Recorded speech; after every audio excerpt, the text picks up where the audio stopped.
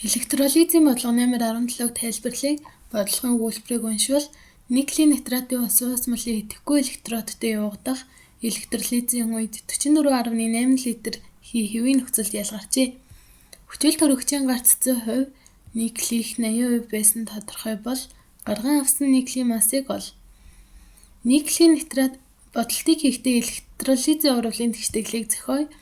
Никлийн нитрат нь өөрөө идэвхгүй болон зун зэргийн идэвхтэй металлын хүчил төрөгчтэй хүчлийн давснаас тогтсон.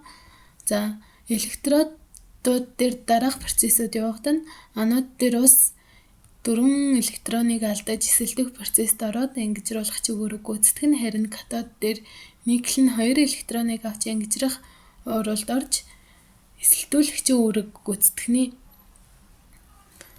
За, урвалын тэгштгэлийг молекулын хэлбэрээр бичвэл 2 молекул ус, нэмэх нь 2 молекул никлийн нитрат, 1 молекул хүчил төрөгч, 2 молекул никл, 4 молекул азотын хүчил үүсжээ.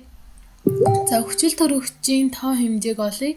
Урвалын өгүүлбэрт 44.8 литр эзэлхүүнтэй хэвийн нөхцөлд ялгарчээ гэд өгөгдөл нь өгөгдсөн байгаа учраас хүчил төрөгчийн мойлыг олохдоо 44.8 22.4-т хуваагаад 2 моль хүчил төрөгч урвалд орсон бахны.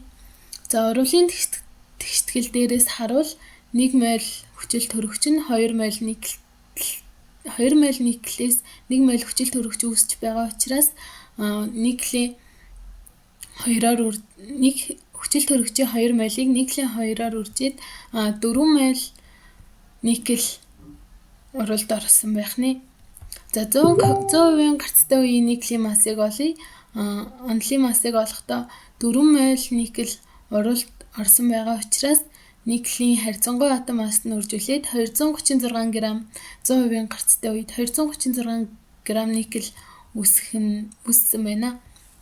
За, 80% гарцтай үед никлийн массыг олохдоо 100% 236 г никл урвалд орж байгаа бол 80% хэдвэ гэд 80-г 236-гаар үржүүлээд 100% хуваахад 189 г никл үүсэж байна.